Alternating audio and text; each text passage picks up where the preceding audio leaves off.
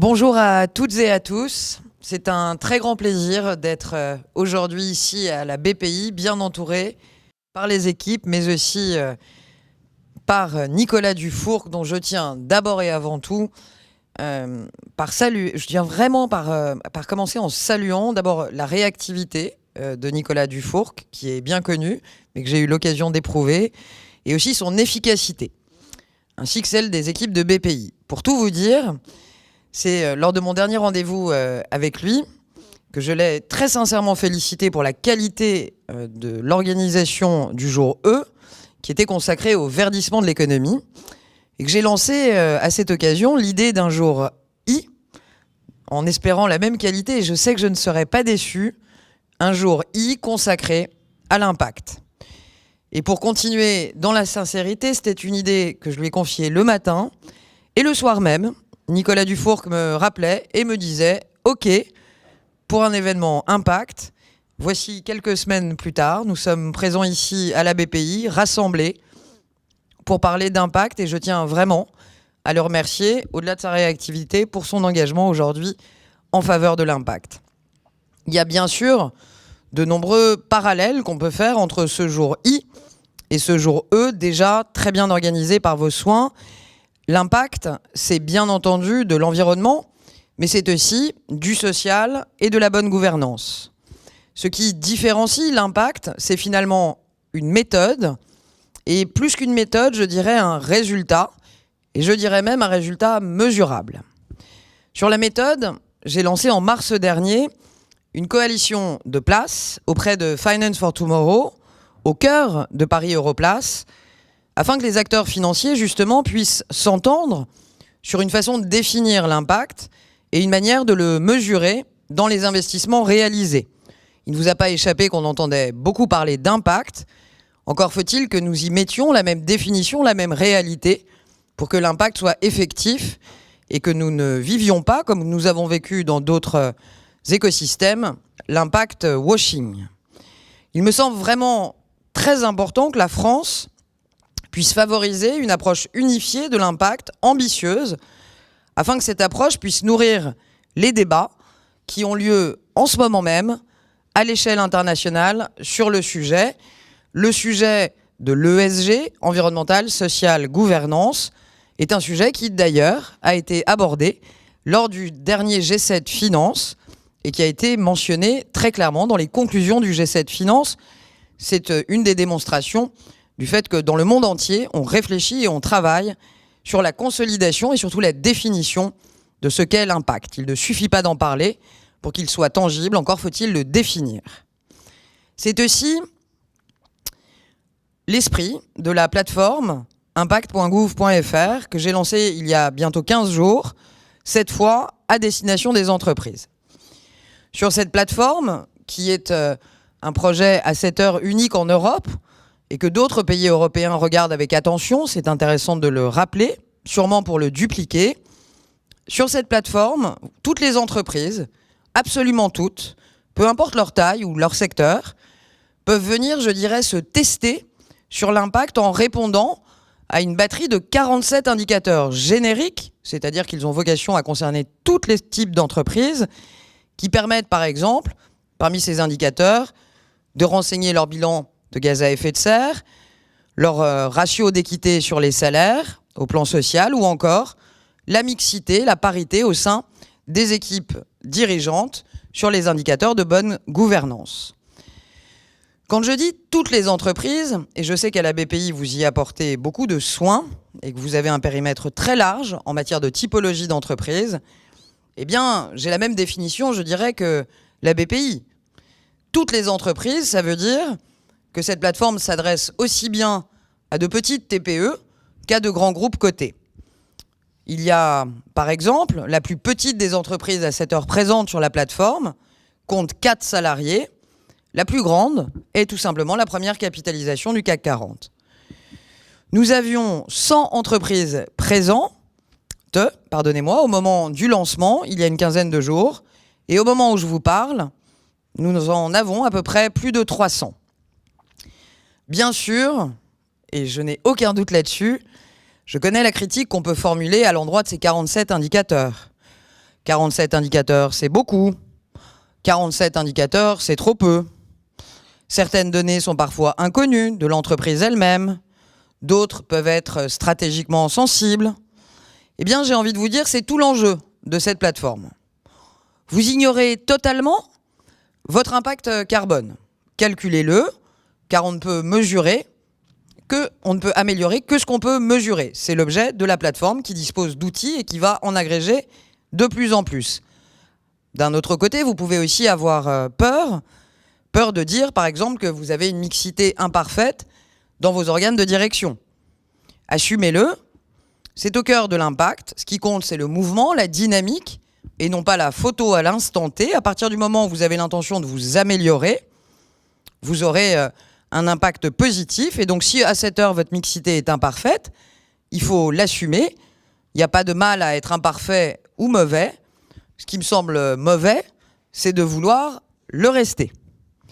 Je précise d'ailleurs, pour rejoindre la plateforme, qu'il n'est absolument pas nécessaire de remplir l'intégralité des 47 indicateurs présents. Si vous en avez que quelques-uns, remplissez ceux dont vous disposez et prenez le temps en interne de travailler pour faire en sorte d'être capable, dans les mois qui viennent, de disposer de ces données. L'important, c'est de rejoindre la plateforme, de commencer à remplir ces indicateurs, de remplir tout ce qu'on peut, et peut-être de se donner un objectif qui serait de les remplir tous. Ce sur quoi s'engagent surtout les entreprises, c'est vraiment de s'engager en rejoignant cette plateforme et en signant le manifeste dans une démarche de transparence. La transparence sur leur impact environnemental, social et de bonne gouvernance. Je n'oublie pas non plus la deuxième critique qu'on peut adresser. 47 indicateurs, je vous l'ai dit, c'est beaucoup, mais ça peut aussi, pour les esprits chagrins, paraître bien trop peu. On ne peut pas attendre que de 47 indicateurs qu'ils suffisent à eux seuls à démontrer la richesse, la variété de l'impact de nos entreprises. Mais rassurez-vous, c'est prévu. Dans quelques mois, les entreprises auront la possibilité d'abord de remplir des indicateurs sectoriels dans la droite ligne de ce qui deviendra obligatoire dans les années qui viennent, notamment par le truchement de la norme européenne CSRD. Il y aura des indicateurs génériques sectoriels et très bientôt, vous pourrez, en tant qu'entreprise, remplir des indicateurs sectoriels adaptés au secteur d'activité dans lesquels vous évoluez. Et vous pourrez même remplir, en ayant proposé, des indicateurs individuels. Vous avez à cœur, par exemple, de travailler spécifiquement sur une mission environnementale ou sociale au cœur de votre entreprise. Vous pourrez, dans les mois qui viennent, proposer vos propres indicateurs individuels pour incarner et donner à voir la pratique spécifique de votre entreprise. La plateforme Impact permettra d'héberger l'ensemble des données de la performance écologique et sociale de nos entreprises. Il y a aujourd'hui 1001 manières de qualifier l'impact. Et je ne pense pas que ce soit le rôle de l'État de qualifier, voire de noter l'impact. En revanche, il me semble que c'est vraiment du rôle de l'État que de créer les conditions, créer l'environnement, imaginer des outils pour aider les entreprises à mettre leurs données à disposition de tous les réutilisateurs qui le souhaitent. Par réutilisateurs, j'entends bien sûr les startups que la BPI connaît bien et accompagne beaucoup. J'entends aussi les ONG, les médias, les chercheurs. Tout l'écosystème des réutilisateurs a vocation à se servir de ces données brutes pour pouvoir les exploiter et leur donner du sens. Ces réutilisateurs, c'est important qu'on les intègre dans notre démarche, nous le faisons déjà, et nous aurons dans les prochains mois des événements spécifiques avec eux. Je crois très important que les entreprises acceptent d'ouvrir le capot et de montrer concrètement ce qu'elles font pour que leur activité économique ait bien sûr un impact écologique et social, mais qu'elles le montrent en toute transparence, en assumant qu'il reste sûrement du chemin à faire. L'important, c'est d'enclencher cette démarche de transparence. J'aime à rappeler que cette démarche est obligatoire depuis 2014 pour toutes les grandes entreprises en Europe de plus de 500 salariés. Ça concerne, au moment où je vous parle, à peu près 6000 entreprises en Europe qui sont contraintes de publier une DPEF, déclaration de performance extra-financière. D'ici 2-3 ans, Dès possiblement 2024, après la promulgation de la norme CSRD, qui est en cours de travail au Parlement européen en ce moment même, eh bien, ce sera une obligation pour toutes les entreprises de plus de 250 salariés. Nous passerons donc de 6 000 à 50 000 entreprises concernées. C'est dire l'ampleur du mouvement, c'est dire l'intérêt d'une plateforme d'entraînement, d'échauffement, pour que les entreprises françaises n'aient pas à se débattre devant cette régulation qui arrive, mais plutôt que l'État les aide à se battre, leur donne les outils pour pouvoir appréhender ces nouvelles obligations qui vont, et c'est une certitude, arriver dans les années à venir. Pour les valoriser et pour terminer mon propos, je pense vraiment qu'un acteur comme BPI France pourrait très utilement suggérer aux entreprises qu'elle accompagne, et elles sont nombreuses, de s'inscrire, en tout cas d'enclencher la démarche de s'inscrire sur la plateforme pour démontrer comment un prêt vert ou un prêt économie d'énergie leur a permis très concrètement de réduire leur impact environnemental.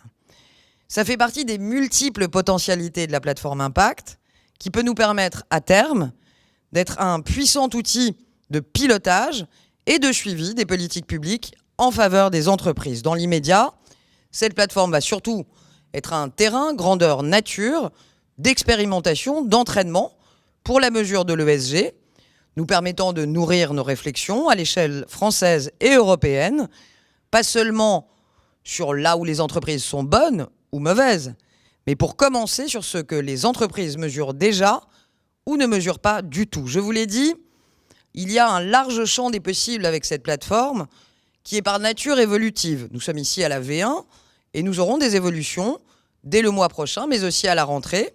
Nous pluguerons par exemple des outils d'accompagnement et d'autodiagnostic pour encourager les entreprises qui jouent le jeu, au-delà de publier, à pouvoir être aidées avec des outils que l'État mettra à leur disposition pour améliorer leur impact ESG.